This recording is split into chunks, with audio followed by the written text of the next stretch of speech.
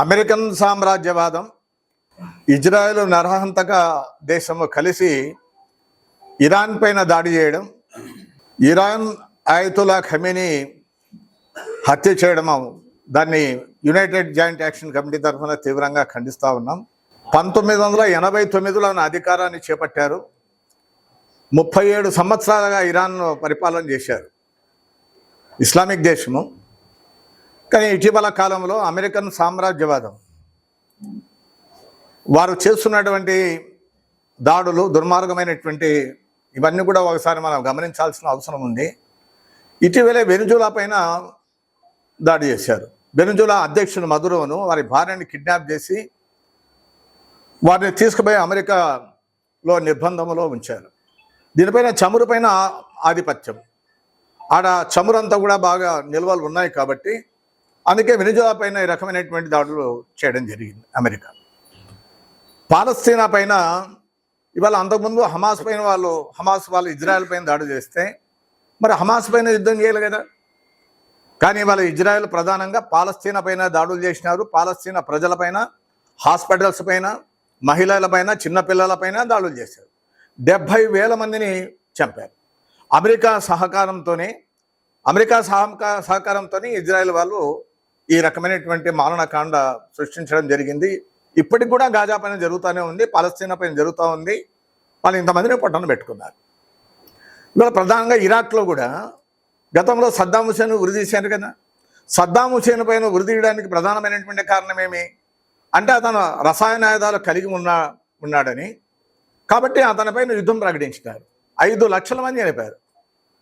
చివరకు మొత్తం అంతా కూడా సద్దాం హుసేన్ని ఉరిదీస్తారు. కానీ ఆయన సద్దాం హుసేన్ ఉరి తీసినటువంటి సందర్భం కానీ, ఇలాంటి ఉరికి కానీ ఎక్కడ భయపడలేదు. ఆయన చాలా ధైర్యంగానే నవ్వుతూనే ఆయన స్వీకరించాడు. కానీ రసాయన ఆయుధాలు మనం దొరికినాయంటే దొరకలేదు. ఇప్పటికి కూడా ఇవాళ ఇరాన్ పైన ఎందుకు దాడులు చేస్తూ ఉన్నారు? ఇరాన్ అణ్వస్త్రాలు తయారు చేసేటువంటి యంత్రాంగం ఉందని, సామాగ్రి ఉందని ఇరాన్ పైన వీళ్ళంతా కూడా అమెరికా, తర్వాత ఇజ్రాయెల్ ఇదంతా కూడా దాడులు చేస్తూ ఉన్నారు. సంవత్సరం క్రితం 12 రోజుల పాటు ఇరాన్ పైన యుద్ధం చేశారు. ప్రతీకార దాడులు వారు చేశారు. 2 వైపులా కూడా నష్టం జరిగింది. ఎక్కువ భాగం ఇరాన్కే నష్టం జరిగింది. కానీ ఇప్పుడు జరుగుతున్నటువంటి యుద్ధం ఏమి, మొత్తం అంతా పశ్చిమాసియా అంతా కూడా అట్టుడికిపోతూ ఉంది. ఒక పక్కన రష్యా ఉక్రెయిన్ యుద్ధం జరుగుతూనే ఉంది. ఇంతవరకు కూడా ఆ మంటలను ఆర్పేటువంటి పరిస్థితి కనపడ్డంలా. యూరోపియన్ కంట్రీస్ అన్నీ కూడా ఉక్రెయిన్కి మద్దతు ఇస్తూ ఉన్నాయి. రష్యా పక్కన ఉన్నటువంటి దేశం అది ఉక్రెయిన్కి సహకరించడం వల్ల మొత్తం అంతా రష్యా పైన యుద్ధం జరుగుతుంది. రష్యా కూడా ఆ రకమైనటువంటి యుద్ధం జరుగుతూనే ఉంది. మరణిస్తూనే ఉన్నారు, చనిపోతూ ఉన్నారు. దాంట్లో యుద్ధం వల్ల పరిష్కారం కాల. కానీ ఇప్పుడు ఇరాన్ పైన ప్రధానంగా ఖమేనీని చంపాలని, యుద్ధంలో ఎవరైనా మరణించవచ్చు. కానీ వాళ్ళ టార్గెట్ ఏమీ వారిది మీరు బాగా గమనించగలిగితే, ఒకవేళ వాళ్ళ లక్ష్యం ఎట్లుందా అంటే నాయకుల పైన పెడతా ఉన్నారు. అంటే ప్రధానమైనటువంటి నాయకులు ఎవరైతే ఉంటా ఉన్నారో వాళ్ళను వాళ్ళ గూఢాచారి వ్యవస్థ ద్వారా, ఇజ్రాయెల్లో మొసాద్ అనేటువంటి గూఢాచారి వ్యవస్థ ఉంది. భారతదేశంలో సిబిఐ ఎట్లనో అమెరికాలో సిఐ అనేటువంటిది ఆ రకమైనటువంటి గూఢాచారి వ్యవస్థ ఉంది. నెలల పాటు, సంవత్సరాల పాటు అంతా కూడా నిఘా ఉంచి వారు ఎక్కడుంటా ఉన్నారు అంతా కూడా కన్ఫర్మ్ అయిన తర్వాత అంతా కూడా దానికి ఇచ్చేసిన తర్వాత ఈ దాడులు పూనుకుంటా ఉన్నారు. ఇరాన్లో కూడా ఖమేనీని ఆ రకంగా 86 సంవత్సరాల వయసు ఉన్నటువంటి ఖమేనీని చంపడం వల్ల ఇది ఏ రకంగా పరిష్కారం అని మేము అంటున్నాం. ఆ రకంగా పరిష్కారం అవుతుందనేటువంటి నమ్మకం కూడా లేదు. అందుకనే వాళ్ళ ట్రంప్ కూడా అతను ఇప్పుడు వచ్చినటువంటి వచ్చినటువంటి పరిపాలన కూడా చాలా దుర్మార్గమైనటువంటి ప్రభుత్వం, అందులో కుట్రపూరితమైనటువంటి ప్రభుత్వం. అసలు మేము చెప్పడం కంటే అమెరికాలో ఉన్నటువంటి వాళ్ళు వ్యతిరేకిస్తూ ఉన్నారు. ఇవాళ రిపబ్లికన్ సంబంధించినటువంటి ఈయన డెమోక్రాట్లు వ్యతిరేకిస్తూ ఉన్నారు. న్యూయార్క్ మేయర్ జోహ్రాన్ మమ్దాని వారు వ్యతిరేకిస్తామన్నారు. ఇంకో చెప్పాలంటే అంతర్జాతీయ చట్టాలను ఉల్లంఘించడం, ఐక్యరాజ్య సమితి ప్రాథమిక హక్కులను కూడా ఉల్లంఘించి ఈ దాడులు చేశారు. ఇప్పుడు ఇరాన్ పైన కానీ, ఇరాక్ పైన కానీ దాడులు చేయాల్సిన అవసరం ఉంటుంది. వాళ్ళ సార్వభౌమత్వం పైన దాడులు చేస్తామన్నారు. మీరు ఆ దేశంలో సమస్యలు ఉంటే ఆ దేశంలో వారు పరిష్కారం చేసుకోవాలి, లేదంటే ఐక్యరాజ్య సమితి పరిష్కారం చేయాలి, లేదంటే అంతర్జాతీయ చట్టాలు ఏవైతే ఉంటే వారి ద్వారా అది పరిష్కారం కావాలి. నీవెవరు? అమెరికా జోక్యం ఎందుకు ఇక్కడ? అందుకనే అమెరికా పెద్దన్న పాత్ర వహిస్తుంది. సామ్రాజ్యవాదాన్ని విస్తరించడానికి తన దగ్గర ఉన్నటువంటి సైనికీకరణ చేస్తూ ఉన్నాడంటే మొత్తం తన ఆయుధాలను అమ్ముకునేటువంటి ఒక వ్యాపారంగా ఇదంతా కూడా చేస్తూ ఉన్నారు. అందుకే ఇది రంజాన్ మాసంలో పవిత్రమైనటువంటి రోజుల్లో ఉపవాసం ఉన్నటువంటి రోజుల్లో ఖమేనీని చంపడము, ఆయనతో పాటు వాళ్ళ కుమారుణ్ణి, కోడల్ని, తర్వాత వాళ్ళ కుటుంబ సభ్యులందరినీ కూడా హతమార్చినారు. వారితో పాటు 40 మంది చంపారు. ఇది ఇప్పటికి పరిష్కారం అవుతుందని చెప్పి మేము అనుకోవడంలే. తర్వాత భారతదేశంలో కూడా నరేంద్ర మోడీ ఈ ప్రధానమంత్రిగా ఇది వరకు మన భారతదేశం యొక్క పరిస్థితి ఎట్లుందంటే, ప్రధానమంత్రి వాజ్పేయి వరకు గతంలో ఉన్నటువంటి ప్రభుత్వాలు కూడా పాలస్తీనాకే సపోర్ట్ చేసినారు కానీ ఇజ్రాయెల్కు సపోర్ట్ చేయలేదు. కానీ ఇప్పుడు నరేంద్ర మోడీ రెండో మరి ఇజ్రాయెల్ పోయినాడు. ఇజ్రాయెల్ పోయి ఇప్పుడు ఏమంటాడు ఆయన, వాణిజ్య ఒప్పందాన్ని పోయినట్టుగా ప్రకటించారు. వాణిజ్య ఒప్పందం చేసుకుంటాను, సుంకాలకు సంబంధించిన ఒప్పందం చేసుకుంటున్నాం అంటా ఉన్నారు. అది ఫాదర్ ల్యాండ్ అని ఇజ్రాయెల్ని, భారతదేశం మదర్ ల్యాండ్ అని చెప్పి ఆయన ఆ రకంగా వర్ణన చేసినాడు. ఏ రకంగా అది ఫాదర్ ల్యాండో మనకు అర్థం కాదు. అందుకని ప్రధానంగా వారితో చేతులు కలపడం అనేటువంటిది చాలా అన్యాయమైనది, ఇది ఒక దుర్మార్గమైనటువంటిది. అందుకే భారతదేశ యొక్క ప్రభుత్వం నరేంద్ర మోడీ ఈ యొక్క జరిగినటువంటి ఇరాన్ పైన జరిగినటువంటి దాడులను ఖండించాలి. భారతదేశం యొక్క ఔన్నత్యాన్ని కాపాడుకోవాలి, భారత యొక్క సార్వభౌమత్వాన్ని కాపాడుకునేటువంటి పద్ధతుల్లో ఉండాలి. మనకు ఆది నుంచి కూడా రష్యా మనకు సపోర్ట్ చేసింది, ఇరాన్ నుంచి మనకు చమురు దిగుమతులు చేసుకున్నాము. ఆ రకంగా మన భారతదేశం అభివృద్ధి కావడానికి చాలా అవకాశం ఉన్నాయి. కానీ అమెరికా వల్ల, ఇజ్రాయెల్ వల్ల మనం ఎప్పుడూ అభివృద్ధి జరగలేదు. అందుకని దీన్ని ఈ యుద్ధాన్ని, ఈ యొక్క మానవకాండను తీవ్రంగా ఖండిస్తూ ఉన్నాం. ఇవాళ ఆయుతుల్లా ఖమేనీని చంపడం అనేటువంటిది చాలా అన్యాయమైనటువంటిది, దుర్మార్గమైనటువంటిది. దీనికి నిరసనలు వ్యక్తం చేస్తూ ఉన్నారు. ఇవాళ ప్రధానంగా మొత్తం ప్రపంచంలో అన్ని చోట్ల కూడా నిరసన కార్యక్రమాలు జరుగుతూ ఉన్నాయి. భారతదేశంలో కూడా ప్రధానంగా జమ్మూ కాశ్మీర్, హైదరాబాద్ లాంటి ప్రాంతాల్లో, పెద్ద పెద్ద నగరాల్లో నిరసన కార్యక్రమాలు చేస్తూ ఉన్నారు. అనంతపురంలో కూడా ఇలాంటి కార్యక్రమాన్ని, నిరసన కార్యక్రమం చేపట్టాలని చెప్పి అనుకుంటా ఉన్నాం. మా ప్రెస్ మీట్ అయిన తర్వాత ఇక్కడ ఉన్నటువంటి సభ్యులమంతా కలిసి మాట్లాడుకున్న తర్వాత ఫర్దర్ కార్యక్రమాన్ని, భవిష్యత్తు కార్యక్రమాన్ని కూడా మేము చేపట్టాలని చెప్పి దానికి కార్యాచరణ రూపొందించుకోవడానికి ప్రయత్నం చేస్తాం. అందరికీ నమస్కారం. ముందుగా ఈరోజు యూజేసీ ఆధ్వర్యంలో ఇరాన్ పైన జరుగుతున్న సంఘటనకు సంబంధించి జాఫర్ భాయ్ గారు పిలుపునిచ్చిన మేరకు ఇక్కడ పార్టీలకు అతీతంగా అందరికీ కొంత సమయంలో అందరికి ఏకమైనందుకు మీరందరికీ నేను ముందుగా ధన్యవాదాలు తెలియజేసుకుంటాను. ముఖ్యంగా అమెరికా ఏ విధంగా అయితే వారి ఆధిపత్యం కోసం ఇరాన్ పైన దాడులు చేస్తున్న విషయం అందరికీ తెలిసిందే. దీనికి అందరికీ కూడా మనమందరం కూడా యూజేసీ తరఫున దీనికి తీవ్రంగా మేము ఖండిస్తున్నాం. ట్రంప్ అదేవిధంగా బెంజమిన్ నెతన్యాహు ఏ విధంగా అయితే ఇరాన్ పైన యుద్ధం చేసి ఇక్కడ వాతావరణం సృష్టించే విషయం కూడా దీన్ని మేమందరూ కూడా తీవ్రంగా ఖండిస్తున్న విషయం కూడా మీ అందరికీ తెలియజేస్తున్నాను. ప్రపంచవ్యాప్తంగా రంజాన్ మాసం ముస్లిం సోదరులందరూ కూడా ఉపవాసాలు ఉంటూ రాత్రిపూట్లందరూ కూడా ఇబాదత్, అల్లా యొక్క దీంట్లో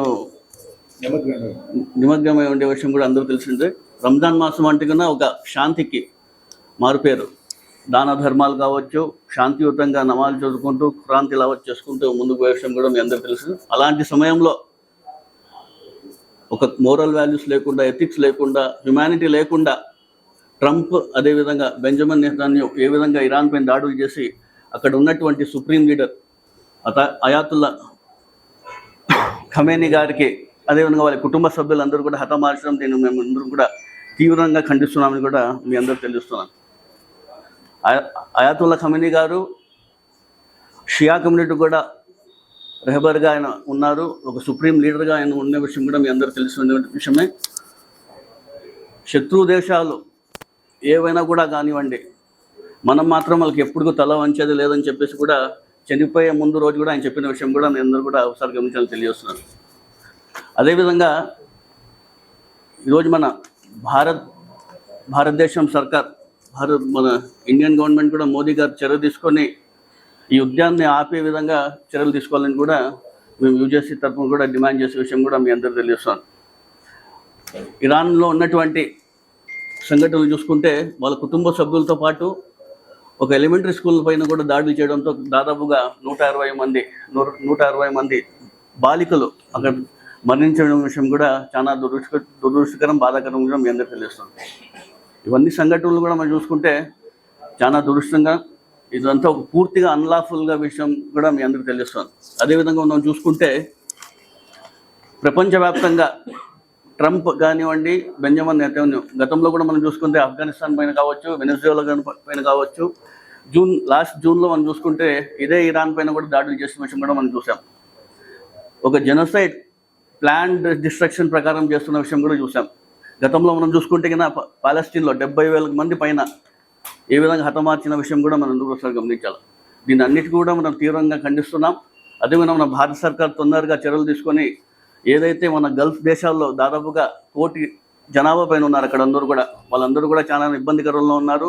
వాళ్ళందరికీ కూడా రక్షణ కల్పించాలి. అదేవిధంగా దుబాయ్ ఎయిర్పోర్ట్లో కావచ్చు, చాలామంది ట్రాన్సిట్స్లో చాలామంది కూడా అక్కడ ఉండిపోవడం జరిగింది. వాళ్ళందరికీ కూడా తొందరగా చర్యలు తీసుకుని వాళ్ళందరూ కూడా వెనక్కి తీసుకొచ్చే విధంగా కూడా భారత సర్కార్ కూడా దీన్ని తీసుకోవాల్సిన చర్యలు తీసుకుంటాను. అదేవిధంగా మన ఆంధ్ర రాష్ట్రం నుంచి కూడా గల్ఫ్ దేశాల్లో చాలామంది ఉన్నారు. మన రాయచోటి కావచ్చు, కదిరి కావచ్చు, కడప కావచ్చు, చాలామంది మన అనంతపూర్ డిస్టిక్లో చూసుకుంటే కువైట్ సంబంధించి, ఖతర్ సంబంధించి చాలామంది ఉన్న విషయం కూడా మేము తెలుసు. వాళ్ళందరినీ కూడా సురక్షితంగా ఉండేటట్లు వాళ్ళకి ఏ విధంగా వాపసు తీసుకొచ్చే విధంగా కూడా ఇవన్నీ భారత సర్కార్ కావచ్చు, మన రాష్ట్ర ప్రభుత్వం కావచ్చు చర్యలు తీసుకొని ముందుకు పోవాల్సిన అవసరం ఎంతనే ఉంది. ఖచ్చితంగా ఈ నేపథ్యంలో మేమందరూ కూడా దీన్ని తీవ్రంగా ఖండిస్తున్నాం. రాబోయే రోజుల్లో ఎప్పుడు జాఫర్ గారు చెప్పినట్లు కూడా దీనిపైన కార్యాచరణ విషయం కూడా మేము తొందరగా తెలియజేసుకుంటూ దీని గురించి మీ అందరూ తెలియజేస్తున్నాం. దీంట్లో ఒక్క మాట ఒకటి ఏమంటే, ఈ ఇరాన్ పైన ఈ ఘటన జరిగిన తర్వాత ఇరాన్ ప్రతీకార దాడుల్లో ఎవరు పైన చేస్తున్నారంటే అమెరికా బేస్ పైన చేస్తూ ఉన్నారు చాలామందికి. ఎందుకంటే గల్ఫ్ కంట్రీస్ పైన ఇదంతా యుద్ధం చేస్తున్నారనేటువంటి ఒక భావన కలిగేటువంటి విధంగా సోషల్ మీడియాలో వక్రీకరణ జరుగుతుంది. అమెరికా స్థావరాలు ఎక్కడెక్కడైతే ఉన్నాయి 850 స్థావరాలు ఉన్నాయి ప్రపంచంలో. అట్లాంటి స్థావరాలు ఉన్న దానిపైన కొట్టారు. దుబాయ్ పైన కానీ ఇతర దేశాల్లో కానీ గల్ఫ్ కంట్రీస్లో ఉన్నటువంటి వాటి అన్నింటిపైన అమెరికా స్థావరాల పైన మాత్రమే ఈ దాడులు జరుగుతున్నాయని చెప్పి మీకు తెలియజేస్తాను. నిన్నటి రోజు ఏదైతే అమెరికా చేసినటువంటి దాడిని పూర్తిగా యుఎస్ఏ తరఫున ఖండించడం జరుగుతుంది.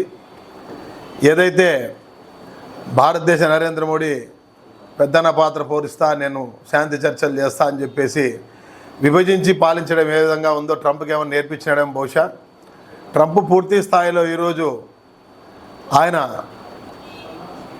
ఈరోజు ఖమేనీని హతమార్చడం భారతదేశంలోనే కాదు యావత్ ప్రపంచ దేశాలంతా కూడా మళ్ళీ ఒక్కసారి కులాలపైన మతాలపైన అయిపోతుంది రాజకీయం. అంటే భారతదేశంలో ఏ రకంగా అయితే నరేంద్ర మోడీ బీజేపీ సర్కారు చేస్తూ ఉందో అదేవిధంగా యావత్ దేశం మొత్తం, ప్రపంచం మొత్తం కూడా ఈరోజు ఆ విధంగా చేసేదానికోసం ఒక కుట్ర అని చెప్పేసి ఇందులో నరేంద్ర మోడీ సహాయదండాలు కూడా ఉంటాయి. అదేవిధంగా భారతదేశంలో చాలామంది భారతీయులు ఈరోజు గల్ఫ్ కంట్రీస్లో నివసిస్తున్నారు. పొట్టగుడ్డు కోసం అందరూ పోయినారు. భారత దౌత్య కార్యాలయం కానివ్వండి, భారతదేశంలోని నరేంద్ర మోడీ ప్రభుత్వం కానివ్వండి, వాళ్ళందరినీ సురక్షితంగా మరి భారతదేశాన్ని చేల్చాల్సిన ఆవశ్యకత ఉంది. ఏదైతే నిన్నటి రోజు జరిగిన దాడిని నిరసిస్తూ అనంతపురం ముస్లిం జేఏసీ కూడా ఒక శాంతి ర్యాలీని కూడా చేపట్టడం జరుగుతుంది. త్వరలోనే కార్యాచరణను మీకు వివరిస్తామని తెలియజేయడం జరుగుతుంది. ఇరాక్ అధ్యక్షుడిని అతి దారుణంగా, ఎందుకోసం అంటే రంజాన్ మాసము, ప్రతి ఒక్కరు ముస్లిం అరబ్ దేశాల్లో ఉపవాసాలు ఉంటారు. అయినా ఏ సూచన ఏ మేరకు లేకుండా ఇజ్రాయెల్తో కుమ్మక్కయ్యి అమెరికా అతన్ని హతమార్చడం చాలా దారుణం. అందుకోసమే అనంతపూర్లో యూజేఏసీ యునైటెడ్ జేఏసీ ఆధ్వర్యంలో ఈరోజు అతనికి సంతాపం తెలియజేశాం. అంతేకాకుండా ఇరాక్లో ఈ రోజు వరకు అతను చనిపోయినా కూడా నేను బ్రతికున్నాను అని చెప్పే ధైర్యంగానే నేను ఎవరికి తలవంచను, ఎప్పటికైనా జీవితంలో మనం తలవంచకుండా ఉండాలని చెప్పి అతను చనిపోయినా అని ఈరోజు ఇరాక్ దేశంలో ఉండేవాళ్ళు వాళ్ళ నల్ల జెండా నిరసించి ఈరోజు ఎర్ర జెండా అనేది వాళ్ళ మసీదు, ఒక పవిత్రమైన మసీద్ పైన ఎర్ర జెండా ఒక నిదర్శనం చూపించారు. ఎందుకంటే ఆ ఎర్ర జెండా ఎప్పుడు తల వంచము అని చెప్పేసి నిదర్శనానికి అది ఆదర్శంగా అని చెప్పేసి వాళ్ళు భావించి ఈ ఇరాక్లో ఉండే ప్రజలందరూ మేము ఏకంగా ఉంటాం, అమెరికాను ముట్టుపెడతామని చెప్పేసి ఈరోజు ఒకే నినాదంతో ఈరోజు అందరూ ప్రజలంతా కలిసి వచ్చారు. వాళ్ళకు అంతా సంతోషంగా వాళ్ళు చేయి కలపాల్సిన పరిస్థితి. ఎందుకోసమంటే ఒక అరబ్ దేశాల్లో ఈరోజు వచ్చేసి అందరూ చెప్తున్నారు, అరబ్ దేశాల్లో వచ్చేసి యుద్ధం చేస్తున్నారు అని చెప్పి. అరబ్ దేశాల్లో కాదు, అమెరికా సామ్రాజ్యవాదంలో ఉండే గూఢాచార్యం ఎక్కడెక్కడ ఉందో, వాళ్ళు యుద్ధ నౌకలు ఎక్కడెక్కడ ఉన్నాయో వాళ్ళపైన ఇది చేస్తున్నారు తప్ప వేరే వాళ్ళపైన కానీ, ఇప్పటికైనా కానీ ఏ దేశాలైనా కానీ యుద్ధాన్ని ఆపాలని చెప్పేసి, శాంతియుతంగా ఉండాలని చెప్పేసి ఈ చర్చలతోనే సాధ్యమని చెప్పేసి మేము యూజేసీగా మేము డిమాండ్ చేస్తున్నాం. అంతేకాదు ఇదంతా యుద్ధాలు వచ్చినదంతా అమెరికా అమెరికా సామ్రాజ్యవాదంలో నా చేతుల్లో ఉండాలా, ప్రతి ఒక్క దేశం నా చేతుల్లో ముట్టి ఉండాలా అని చెప్పేసి ఈ ట్రంప్ చేస్తున్న కుట్ర. అందుకోసమే అన్ని దేశాలు కలిసి ఇతని పైన వ్యతిరేకంగా పోరాటం చేయాలని చెప్పేసి యూజేసీగా డిమాండ్ చేస్తున్నారు.